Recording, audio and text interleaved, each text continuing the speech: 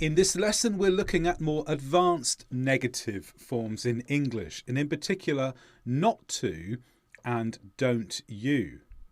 Let's start with not to. Have a look at the teacher here. What does the teacher say before the exam? She says this.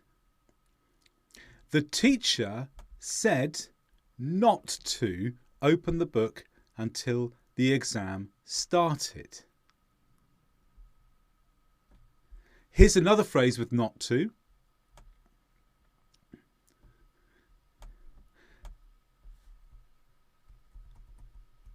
She told us not to use a calculator. So those are two things that commonly happen at the start of exams. Teachers tell you these things. But why are we using not to here? Well, not to is often used when reporting negative instructions. Here there are instructions. The teacher is giving you instructions. The teacher said not to. Basically, don't do this. She told us not to. Don't do that. Let's look at the different forms then with said and told. If we're using said, then we'll start with often with he or she. It could be a different subject. It could be I or you. Then we have said, possibly says, but usually we're using said here. Not to, and then the infinitive clause. So the infinitive clause starts with the main verb here, which is actually open. So open the book? No, the teacher said not to open the book.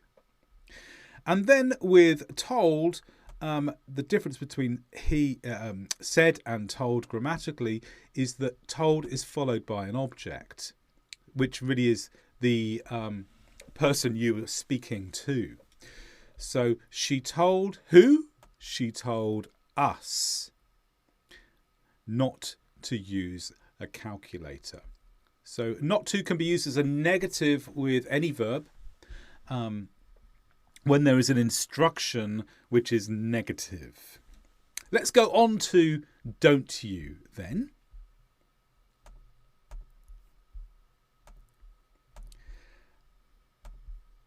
Here's a picture of a mother who's not happy with her child, and she says this. Don't you cause trouble again, son.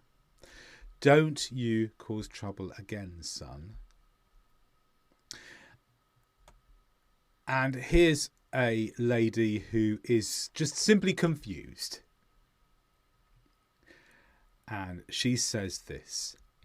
Don't you know that the garage is in the next town? You've been there many times. So here she's talking to someone who she thinks they should know the answer, but they don't.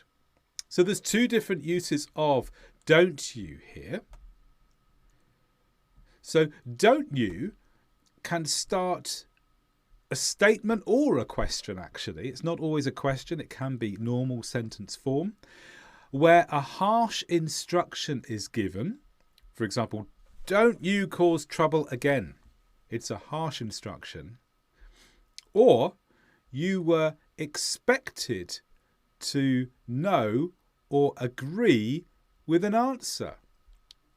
Don't you know that the garage is in the next town? You should know that.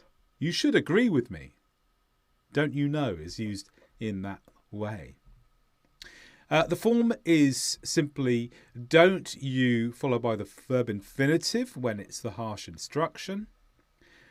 And then